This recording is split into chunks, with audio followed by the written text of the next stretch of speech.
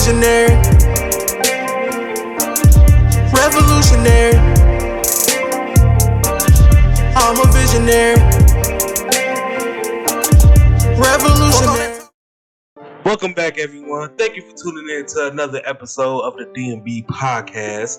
I'm your host, the champ, Camilio Salamander, and I'm here with my tremendous, stupendous, McMarvelous co-host, KB the Mark. Because I'm a fucking mark for this shit, man.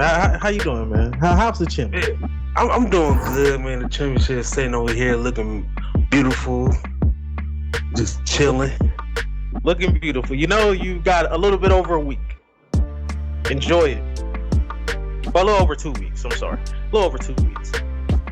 I'm sorry. No, I was wrong. A little under 2 weeks. A little under 2 weeks. Enjoy it. A little under 2 weeks. I'm gonna enjoy these little under 2 weeks, and then I'm gonna enjoy the 2 weeks after that, and then the 2 weeks after that, and then the 2 weeks after that. Nah, the return of the cleaner has reinvigorated me, and now I know when I win all out, that podcast that we do discussing that tremendous wrestling weekend, I want you to just acknowledge me. Yeah. Before, so KB the Mark is saying he's trying to Sasha Banks me. You're not gonna Sasha Banks me. You're not gonna hold me my one reign to 60 days or less. You're not gonna do that. I can tell you that here. And for most parts too, yes, the weekend of September 3rd, we will be doing the podcast where we talk about not only Clash at the Castle, but All Out, and also Worlds Collide. And we got something special for y'all guys. I see that we got some decent interaction where we had King Benji on, and he's going to rejoin us for that podcast along, if we can get him, along with B-Rags as well. So that would be a great conversation going on. I can already picture what it's going to be like. I'm thinking down there, that's going to be like an hour and a half, maybe 2 hours, because that'd be the first ever 4-man podcast that we done did on the channel. So that's a history in the making right there. And then also, it just, y'all seen us. Y'all seen our episodes where we had B-Rags on, and then y'all seen our episode where we had King Benji on. I just combine all of that together, and you could just already imagine what we gonna get. We gonna get a lot of laughter, and we gonna slap y'all, RKO y'all with some knowledge as well. That has the possibility to be a very huge podcast as long as that weekend. I've told you off camera, I'm going to say it on camera. That weekend has the potential to change the wrestling landscape as we know it on both sides. Yeah. This could be a whole different group of discussions come September, whenever we do it, after the pay-per-views, the premium live events. And typically the AEW mark in me will tell you that I'm a little bit I should be more excited for All Out. Salamander, I'm actually very excited for Worlds Collide.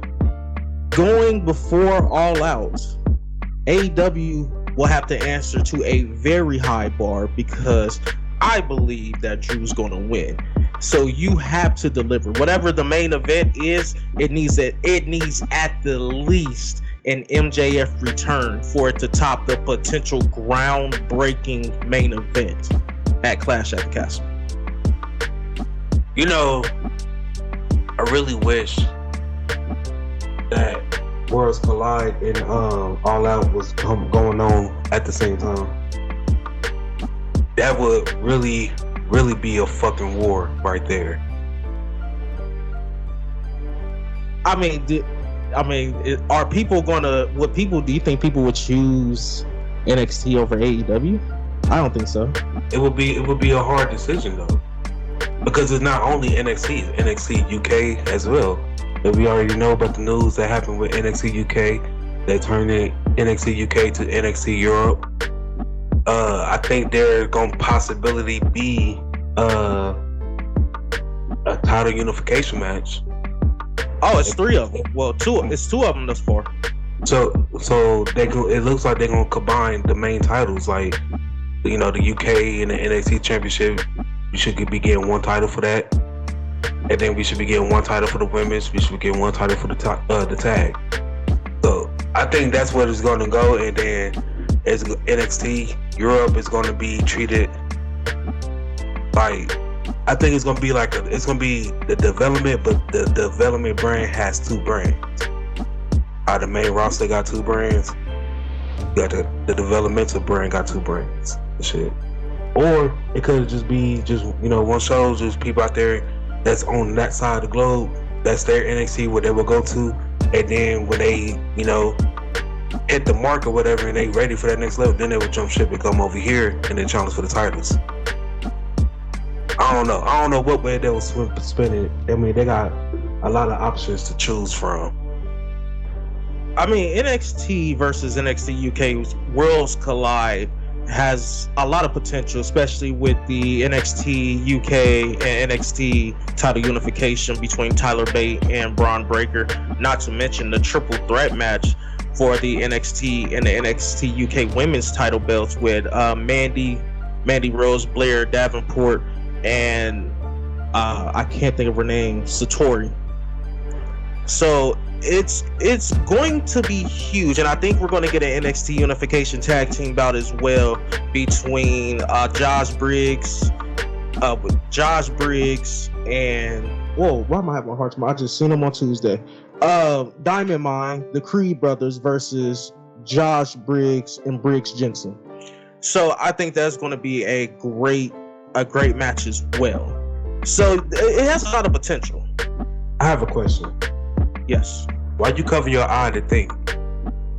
That's my bad. I was having a hard time trying to think of the names because their names are so similar.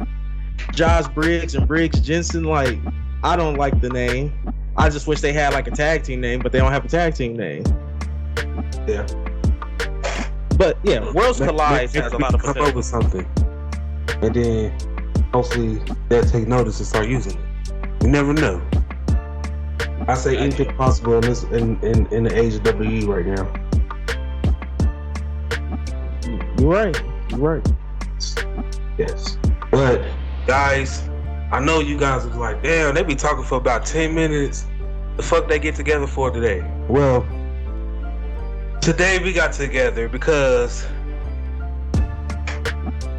we want to discuss who had the best return in wrestling. Well, yeah, just in wrestling in general, no matter what promotion.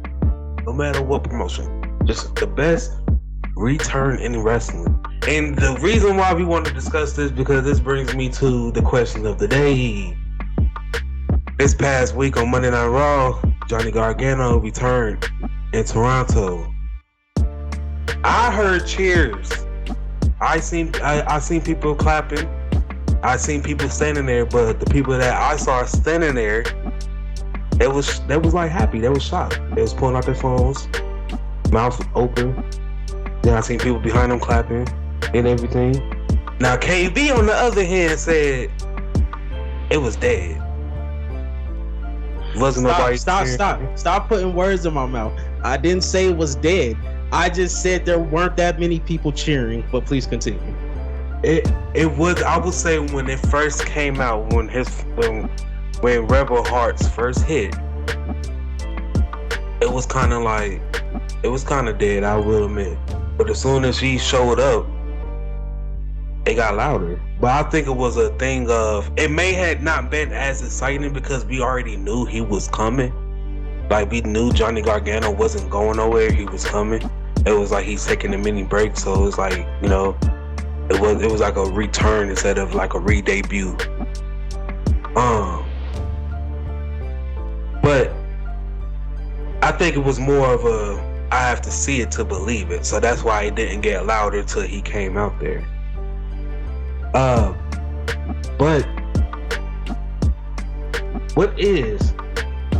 first of all, let me get your side of Johnny Gargano making his return. So I think that both AEW and WWE have a lot of ground. No, let me not say that.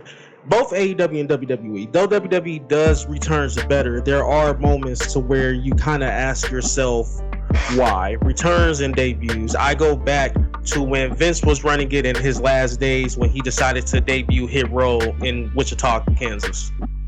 Mm-hmm. Why would you debut an all-black group in a place where nobody's going to get them? It doesn't make any sense. So there's that. Now I can go to Papa H. Unless he did it on purpose. So then I can go back to Papa H. Even though Papa H has done magnificent, we did a podcast on it. I told you I'm giving him glowing remarks on everything. This one was kind of a dud because I believe he's had Gargano in the bag for a minute. I believe the minute he came back, he placed the call to Johnny. Johnny said, "Just give me a little bit more time." Mm-hmm. So I believe he's had Gargano in the bag. But correct me if I'm wrong. Within the last month, I'm pretty sure they've been to Cleveland, right? Mm-hmm. They were just in Cleveland not that long ago. So even if you hadn't worked out all of the contract details, I think debuting Johnny in his own hometown would have been the better move. I don't need you to do nothing. I just need you to come out here and talk. I was confused about that because I seen some people say that Toronto was his home or something like that. And I'm like, I'm sworn everything he's from Cleveland. Yeah, he's from Cleveland. Yeah, he's from Cleveland. So that kind of explains why. As well. I mean, if you were just in Cleveland, this makes the whole thing look kind of stupid. Or better yet, if that's the case, saving for the house show that's going to be in the greater Cincinnati area. Mm-hmm. Saving for that house show, bringing back at that house show because there aren't going to be that many cameras there. So it's not like he was really missed. He came back at a house show.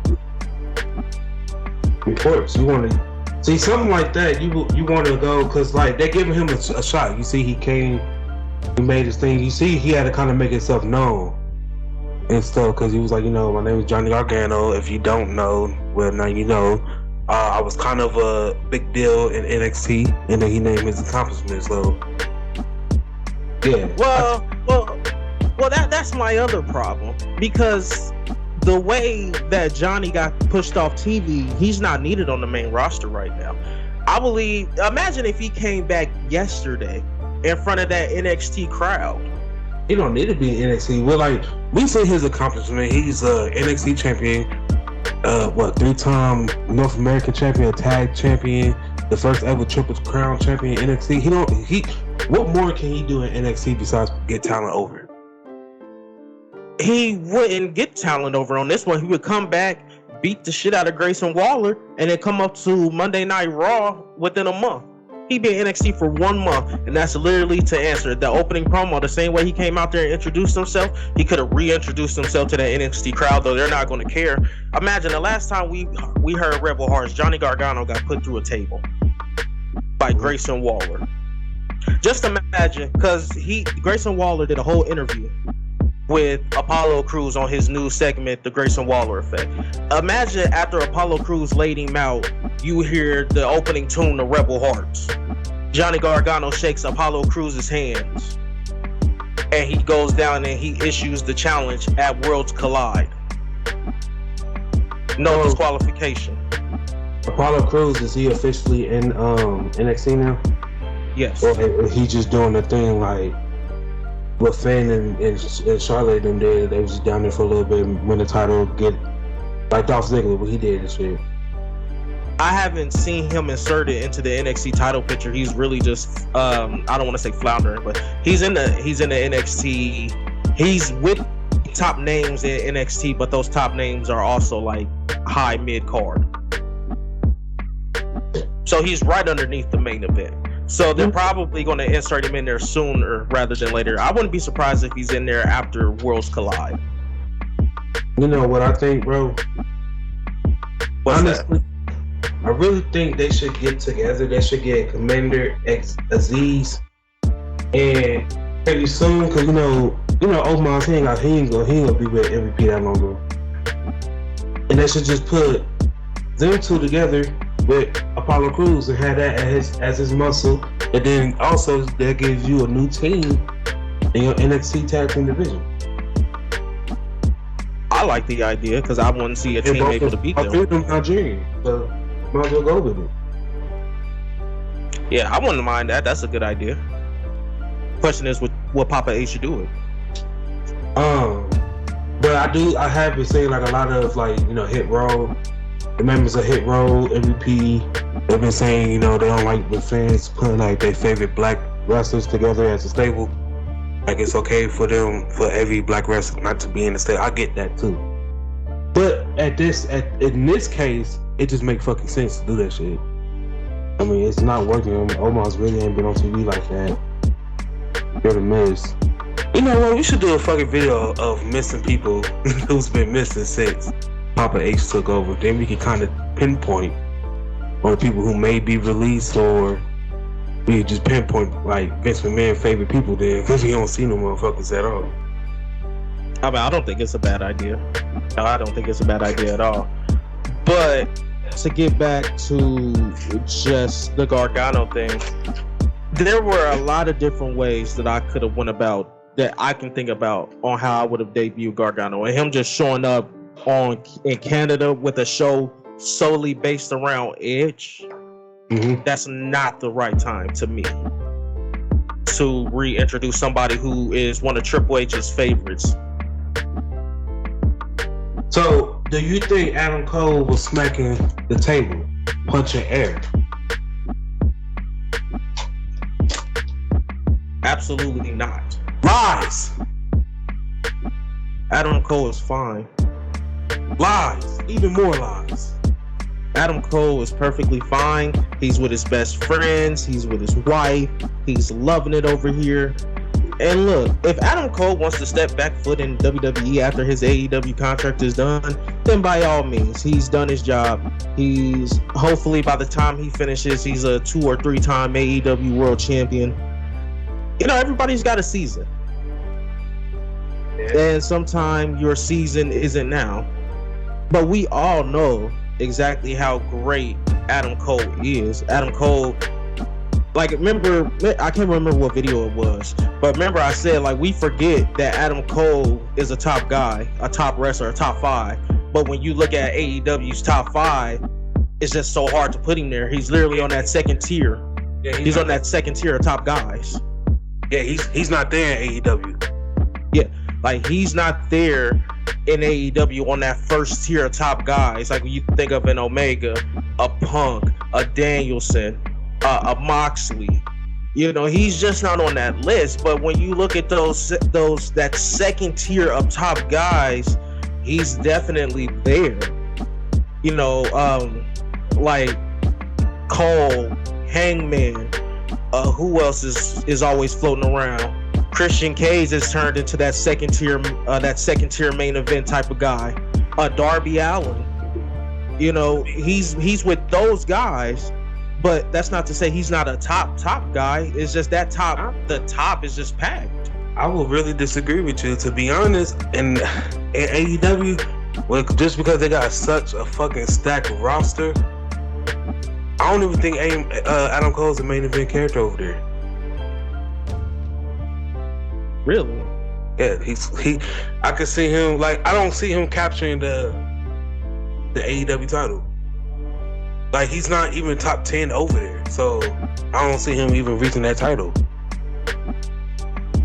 I put him like upper mid card. Like, I don't see Miro catching that title either. Like, I can see, like, most of these, because they just so overly stacked. So most of these people, that where they at now is where they're gonna be. At least in my eyes.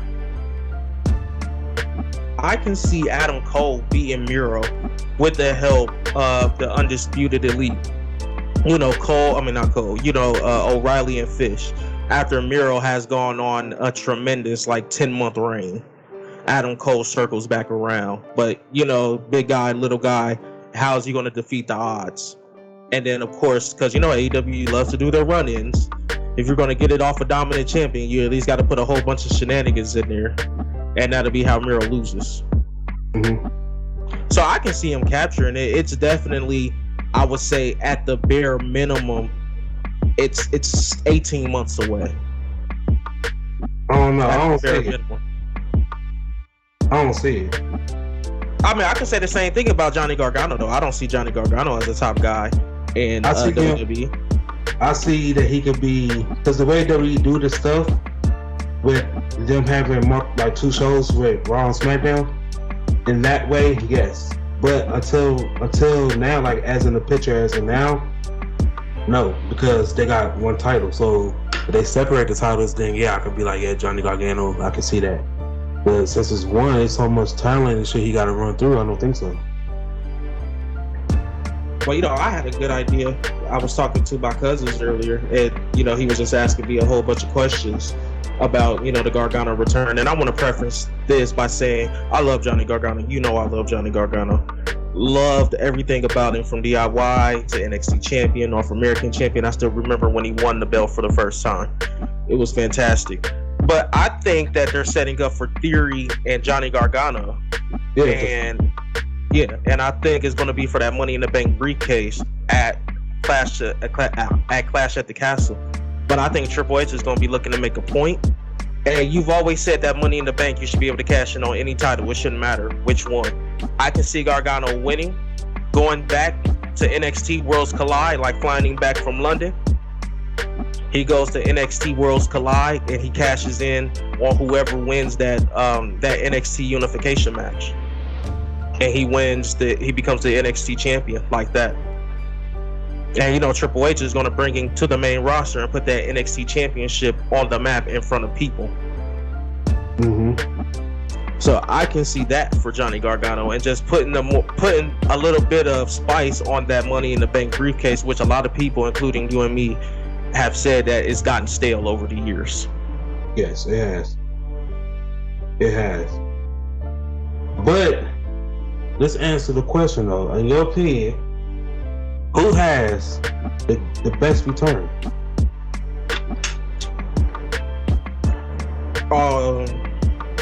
You mean like a return, or a re-debut, or does it not matter?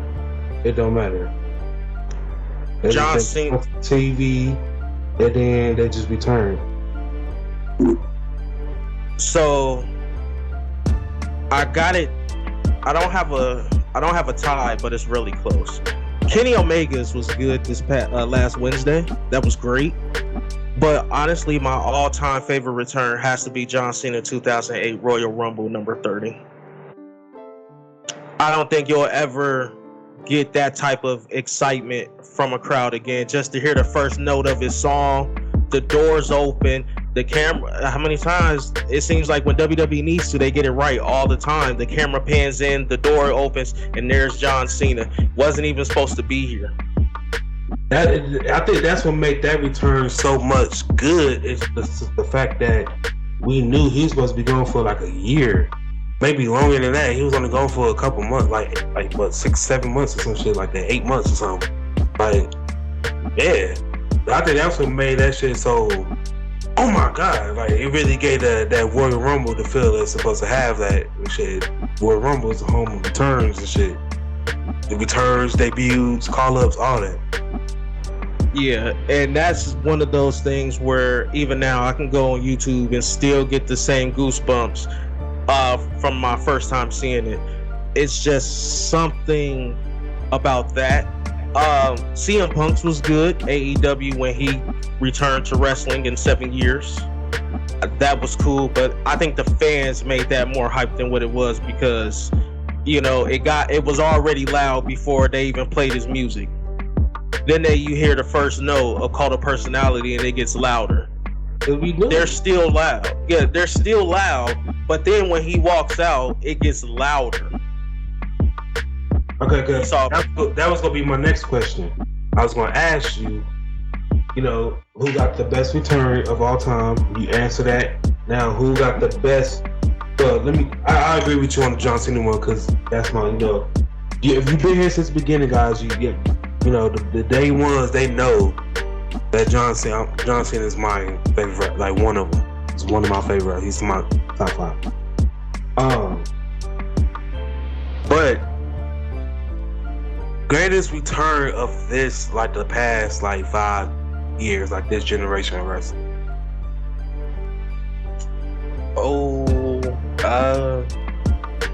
That's a good one. I'm still not gonna give it to Kenny, even though I love that one. I'm gonna go Cody Rhodes, WrestleMania. Return to WWE. It was done right. You got the long ass fireworks. We all knew who it was. We were just hoping they didn't swerve us. It is Vinnie Mac. He's known to do this.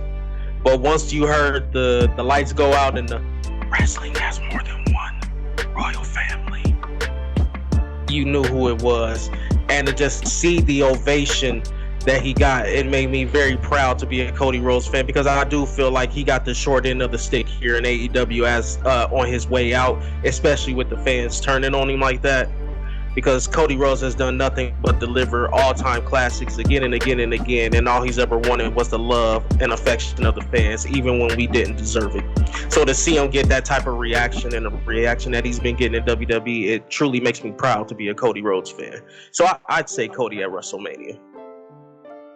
I would say, because you been recent. I would say, see, I'm kind of stuck between 3 of them, right? Right. 1, well, kind of 4 for real. But I'm gonna say them all, then I'm gonna fuck around and make my decision. 1, well, I got 2 of the same people. 1 is Roman Reigns, where he returned from, where he announced that he was in remission. Another one where he returned at SummerSlam, and this was the beginning of the Tribal Chief. And then I would say 1 was CM Punk, where he had been fresh off for 7 years. But I think I'm gonna go ahead and roll with this one. It was a character change and a return at the same time. I'm gonna go with the Bray Wyatt returning, but this time as the Fiend. I was gonna go with that, but I can't ignore everything that happened to him afterwards, and that's the only thing that prevents me from. It's just about the return, though. Like that was the best. I feel you. Finn Balor celebrating and shit cut off of you. Like was Kane coming back or some shit? And then we hear like these screams and everything, and then when the camera cut on, we see this mask, and it gave me like, damn, wrestling. It brought back that fear in wrestling again. I was like, hell yeah, I like that. I mean, everything about the Fiend's presentation was cool. It was great. That was one of the best times outside. What that was 2019, 2020? I think like, yeah, 2019 was before the pandemic. Yeah. So that to me, it put me back in that SmackDown 2016, like where I was just in love with everything that I was seeing. But yeah, I'm sorry, Salamander. I know you're just saying it's just all about the returns, but I guarantee you, if Tony Khan fucks up Kenny Omega, I'll sit here on this podcast, look you straight in the face, and we'll rediscuss this, and I'll be like, as good as that Kenny Omega re-debut was, Tony Khan fucked him up at the end, and that just kind of takes it away from me. Now, who had the best debut? Like, who had the best debut for NXT call-up? I would say. Was Shayna Baszler's first match in the Elimination Chamber from her call-up? I don't remember on the top of my head. Was she still part of the NXT roster? No, I think she called up because she won the Elimination Chamber and went on to fight Becky Lynch at WrestleMania. Yeah, but I can't remember the Elimination. I think it was. I think she was just there, but she didn't have a match. But she was there like on SmackDown shit or Raw or whatever one. So I'll say, I'm not even gonna go there. Kevin Owens. He took my pick. I was saying shit. He came on, defeated John Cena, and stomped on the title and raised the NXT title up. Hey, enough said right there. And that's my favorite NXT championship of all time, the one with the big ass X. Yes. I don't know why they got rid of that one. I don't know either. You know, the greatest return call up, I'll take that back. It was Killian Cross. It was Karrion Cross, yeah. His call up. No, I'm just playing. Please don't. Please don't. Don't take me back to that night. Please don't take me back to that night. He came out NXT champ.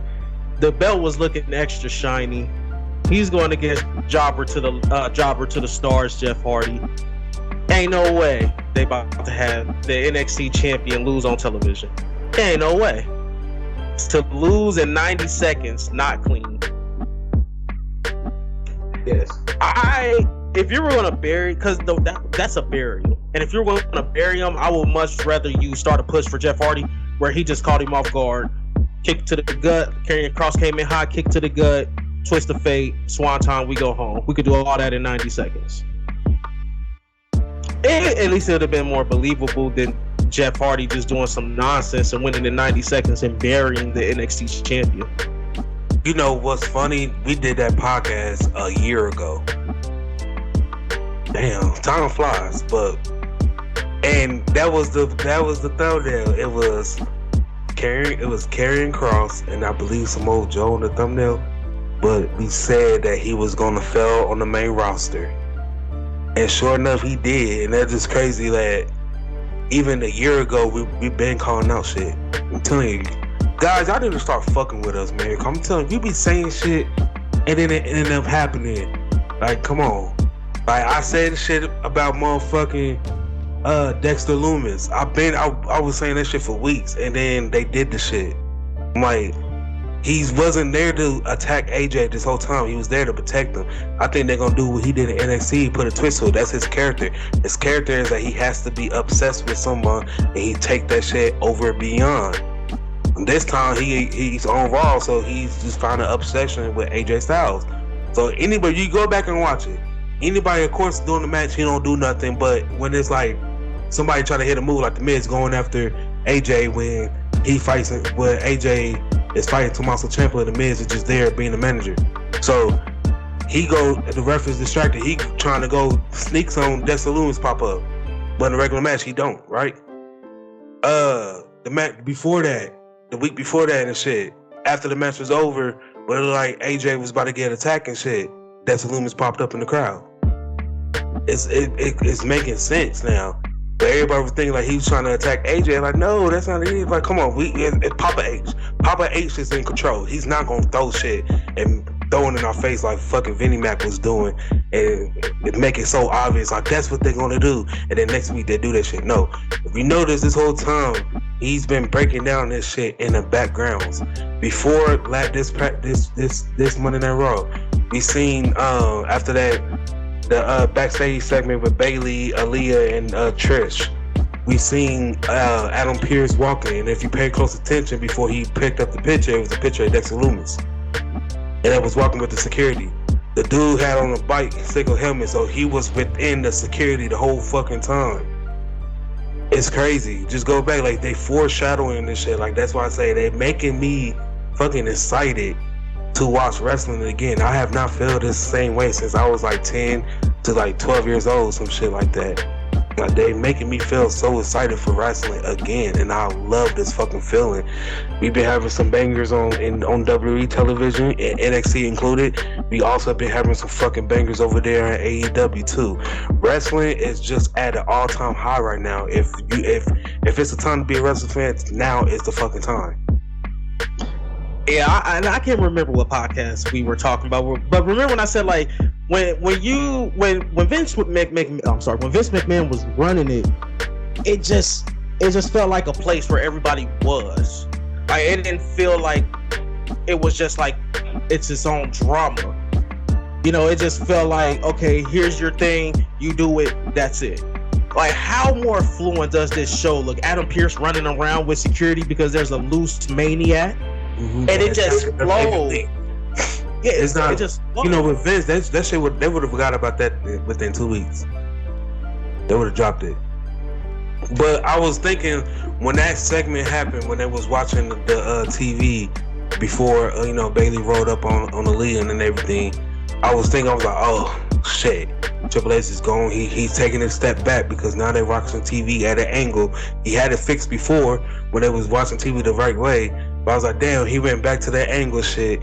But after seeing the shit that played off, I was like, now I see why he did it, because I mean that's a small space to get both of them shots in what they was trying to do.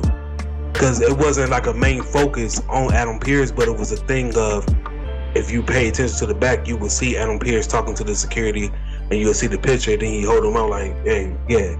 So I get why he did it at an angle for this week. I just hope next week, or I hope on SmackDown, he don't do that. I just hope it was just for this week, just to get both things in the shot. It just feels like I'm actually watching a drama and not people just rehearsing their lines when it's live. Like, I know there's somebody off camera. I know somebody's about to walk in here and interrupt, and they're just standing out of frame. When Triple H is running this, it just feels like it's a whole show. There's a show within a show. I have to pay attention to the background now. The background isn't just there to be there. Like, that felt real. Somebody's doing their job over here. Adam Pearce is focused on his shit here. It's not just like he's a GM just sitting in his office. You know, it felt real. Like he has other responsibilities outside of booking the show. I hope WWE goes back to, for one, I want on-screen authority figures, not really how the authority was, but like just GMs and shit, you know? I also want, like, as of right now, they doing it good, but like, you know, back in the Ruthless Aggression era, the Attitude era, like, it was the backstage was kind of like a main focus. Like, you got the locker room for everybody else, and then the stars got that locker room. Like, I like that. Like, we starting to see more backstage shit, backstage interviews more and stuff. Like, I hate when an interview take place in the ring. I hate when it was doing that. Like, that shit's stupid. I think the only time you should do an interview in the ring is if you have a fired up baby face. That's the only time you should do that in-ring interview, because it's typically going to transition into their promo anyway. Nah, I don't like them. The only thing I think that's kind of like that is when like the wrestlers have their own show, like the KO show and all that stuff. Like when they do shit like that, then that'd be the only time I want to see an interview play out in the ring. But other than that, like, these people who be the interviewer, they like, y'all always backstage. Like, why you coming out now to do an interview? Like, what's the difference? Like, because it's always they always in the same. They do an interview, they get interrupted, a brawl break out or whatever. I like it better on the backstage, like right before the match, like they catching you. Let's say the main event, like let's say Seth Rollins next week, he got a main event match, but Riddle's not on the show anymore. Like, he not on the show this week, but he got a match to go out there and face. Let's say he got to face Chad Gable. The interviewer stop him right before he made his way out, but like, hey, your final thoughts on, you know, Riddle, whatever, that he just say whatever, like, I'm gonna show, you know, I'm gonna go out here and treat Chad Gable and treat him like he's Riddle and stuff. Y'all just watch, and then he walk off, and then go into Gorilla, and we see, and then the music hits. Like shit like that happened back then. Like I like that aspect of it, that they slowly bringing that back. Dolph Ziggler shit, even though he lost, I like that shit. Hey, you gonna come there and complain like a bitch, or you gonna come into the ring? I like that shit. Like, hey. I mean, I feel you. I guess it's because I like seeing those interviews in AEW where Tony Schiavone's in the ring and he's calling down the hot baby face like an Adam Page, or even when he called out Adam Cole, I think within his first month there, and Adam Cole came down with the rest of the Elite, and then they kicked him out the ring just because, you know, that works though in AEW. Like that in ring doing the interview inside the ring in front of the audience, that's not WWE. WWE, like, it's hit and miss with WWE, but that backstage shit don't feel like that. Right. No, So, I understand. I understand. That because works for I feel- AEW. That could be AEW shit. That could be the thing that separate the two for real. Like when it comes to interviews, AEW is probably hit or miss when it comes to backstage interviews. But every time they do the interviews on in the ring, that's they shit. That's when they wrestlers feel more comfortable at, because they actually just doing it out there in front of the audience instead of being backstage and just us and shit like that. So I mean, it's hit or miss. No, and you took the words right out of my mouth, because I was going to say AEW do really good in ring interviews, but backstage stuff, it always looks goofy, contrived, like formulated. Like, you know what's going to happen. It just looks goofy. Like, I remember when they broke Ruby Soho's hand, but she literally had to put her own hand in the car door. Mm-hmm. Like, that should have been Tay Conti still beating her up, forcing her hand to the door, and then, you know, Jericho and them, they closed the door on her hand instead of her putting her own hand there. So that looked kind of stupid.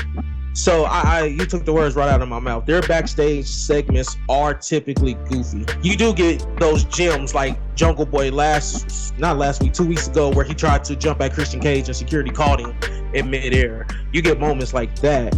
But 9 times out of 10, it's not as good as WWE's backstage segment. So I do agree with that. Right. But, man, just in general, any final thoughts going out? No, not really. You know, it's always fun talking wrestling. A lot of different things are about to happen in the wrestling world within the next 2 weeks. So, like you said, this is the best time to be a wrestling fan. We're getting new trios champions at All Out. Drew McIntyre could change the wrestling landscape in WWE. CM Punk, Jon Moxley with maybe a returning MJF. All right. Isn't Gunther defending his Intercontinental title? Yes, against Sheamus, and that's the title that Sheamus need. Like, that's the only title he's missing for being not Triple Crown, but Grand Slam. Yes, a Grand Slam champion. That's the only title he needs. He's a Royal Rumble winner. He's a Money in the Bank holder. He held all versions of the tag titles, Raw, SmackDown, and the title where it was gold and with the black strap. He held the United States. He held the WWE. He held the World Heavyweight Champion. That's one thing he's missing. I mean, unless you want to put the Universal title on there, but for him to be an official Grand Slam champion, he just need the IC title. Well, I think he's already is. I think you got to win the tag title and then at least one mid-card title, or you got to capture both. So it's both and at least one main title, which is the WWE or the World Heavyweight. Yep. It was either or, yeah. So that's on the side he's missing, the IC title.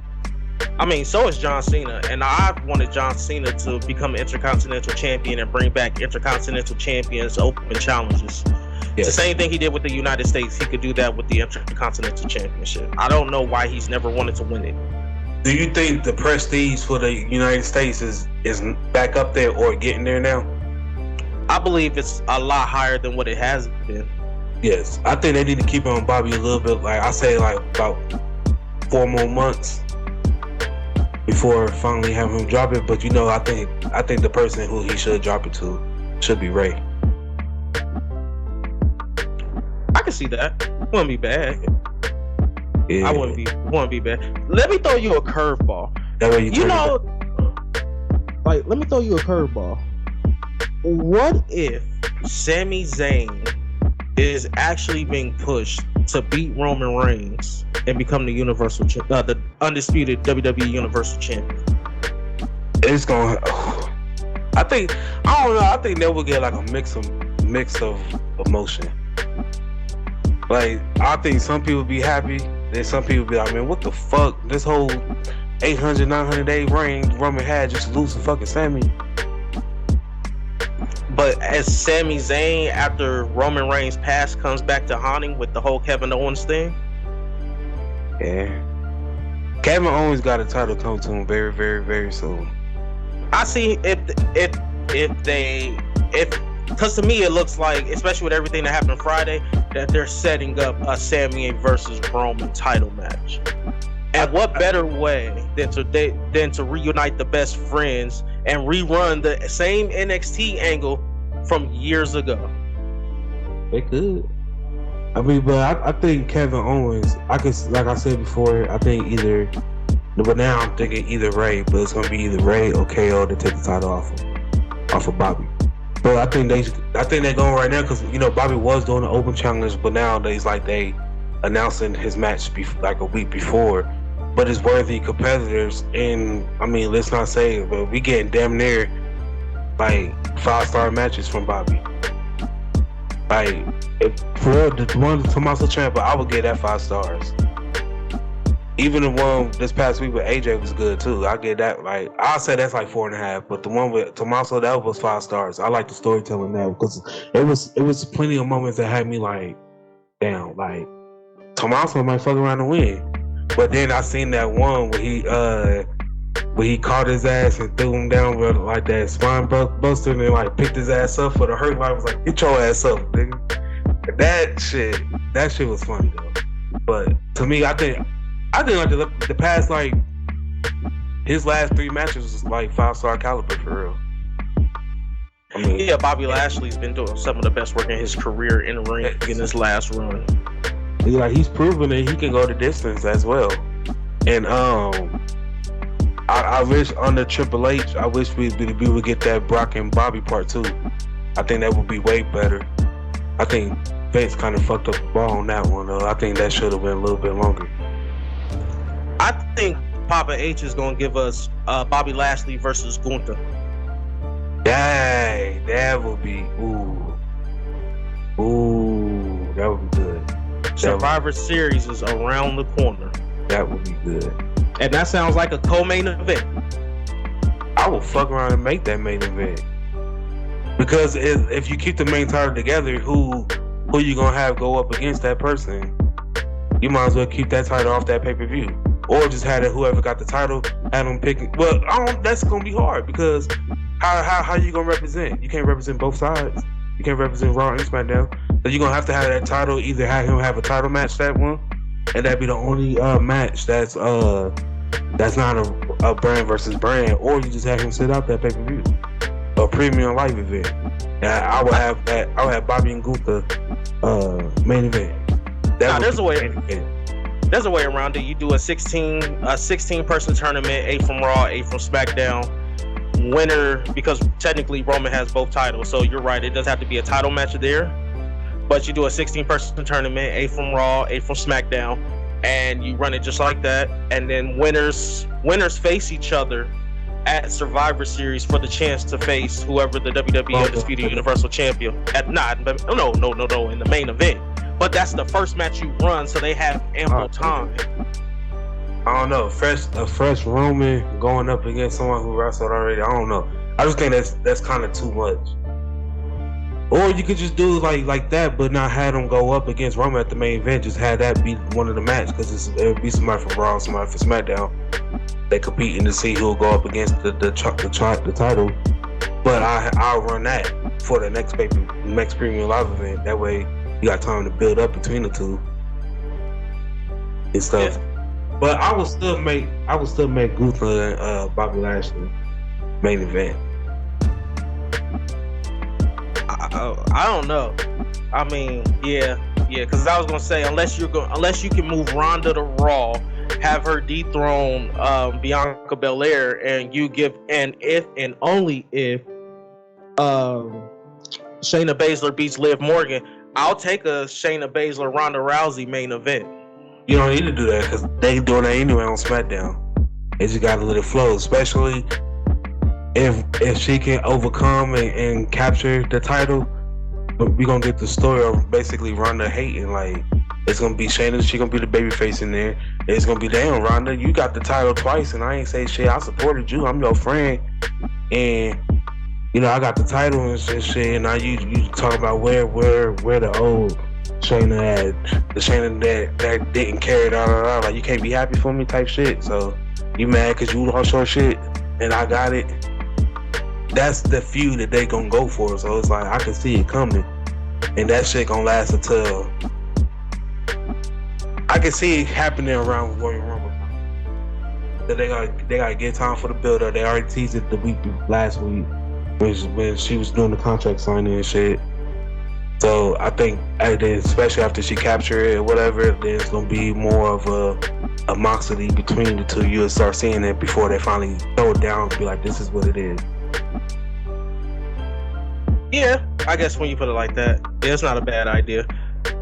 They're gonna make a lot of money off those two, especially with Papa H telling the story. Mm-hmm. He's gonna make a lot of money off those two. That's going to honestly, that could carry SmackDown all the way to Royal Rumble, and Charlotte can make her return. You don't even need Charlotte if this feud is going on, because now she would literally be back here doing nothing. Yeah, I'll tell you what they should do with Charlotte. That's a perfect way to keep her out the title scene for at least 2 years. But having those two just go back and forth? Nah. But you can bring back Charlotte anytime you want, but bring her back with Dana Brooke and Lacey Evans. They got her own stable since it seemed like stables. That's what they're doing right now.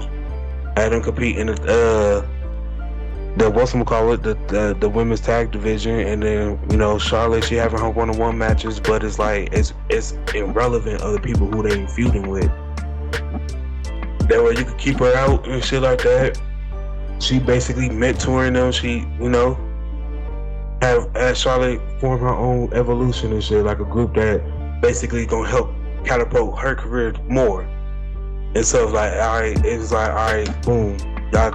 It'd be like, our first 8 months of us teaming together, I helped y'all. I captured. Look what y'all holding. I got that because of me. Now I need a favor. I want my title back.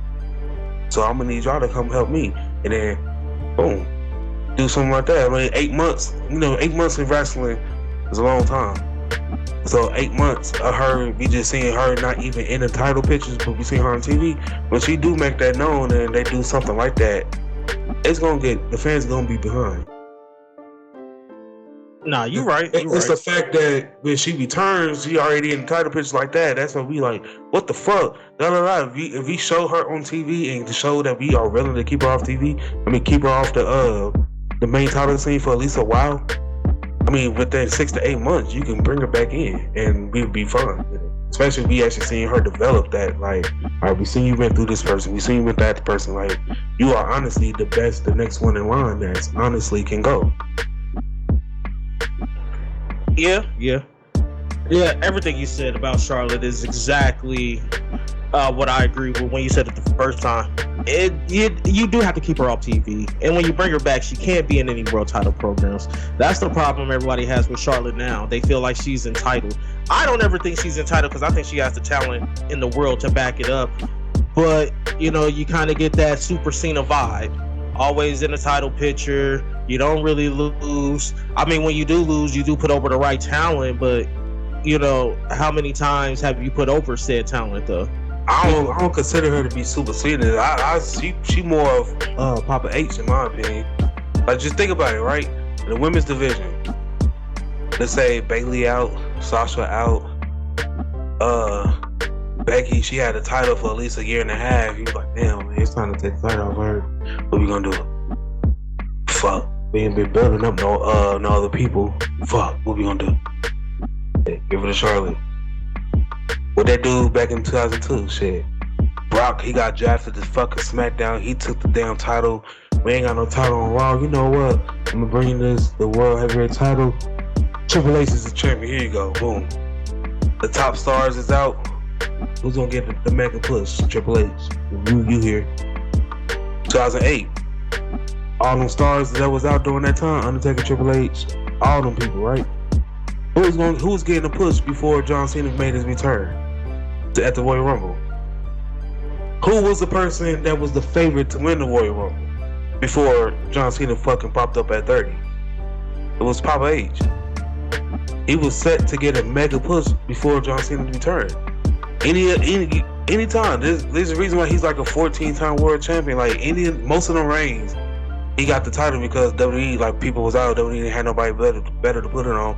So it's like, here, like, that's what Charlotte was. That's why she got so many reigns, because it's like, all right, let's put the title on Sasha. Ooh, we getting cold feet. Let's take it off and put it back on Charlotte. She's a safe goat. Triple H was a safe goat.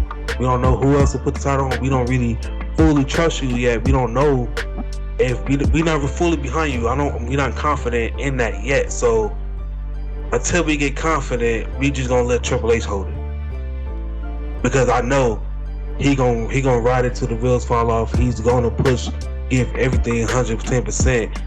If the title is behind on Triple H, I know for a fact we are good. Same thing with Charlotte. If the title is on Charlotte, we are good. So that's how I see it. Like, Cena was more of a thing of, well, shit, like he's Hulk Hogan. Like, Hulk Hogan didn't need the title when he didn't have the title, but he was going over every fucking body. Like, John Cena is like the same thing. Like, he don't need a title, but shit, he don't need to go over it as well, but he do. Like, in the moment, that's the way I was gonna say, in the moment when you need a champion, I would say this, right? John, for WWE to, like, they need to put the title on someone they can trust, that would get them through times that's hard. That's Triple H, right? And that's Charlotte, right? But when we got a healthy roster, now I need to put the title on someone that's marketable, that's markability, that will sell merchandise and everything. So now I'm gonna put the title on Becky Lynch, and then I'm gonna put the title on John Cena.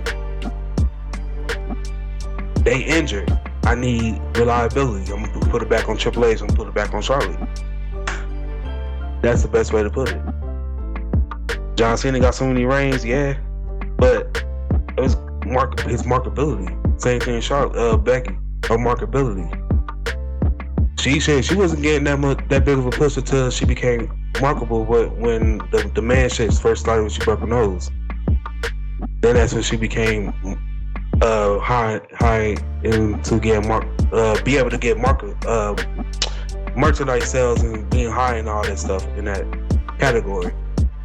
So I would say that because, like, shit, I mean, that during the Ruthless Aggression era, that's really what the titles bounced off of, for real. Especially on Raw, it was really between Triple H and John Cena. I mean, Randy Orton didn't start getting his title until, like, damn near 2006, when he started getting the he started blowing up on the title reigns in, like, late 2000s, beginning of the 2010s. That's when he really started getting his title pushes and stuff. But before that, it was really tripping. The whole from like fucking 2004 to, well, I would say from 2000 to 2008, it was John Cena and Triple H.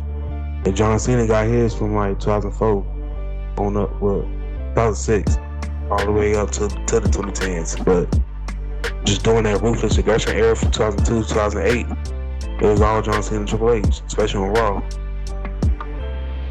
We didn't see Triple H jump over to fucking SmackDown till fucking whenever PG. Then that's when we start seeing him on SmackDown. But before then, he was on Raw. Like, that was, like, it don't matter what draft slots. Like, I always thought that wasn't fair. Like, why Raw always get the first pick and they get like the first 3 picks and shit like that?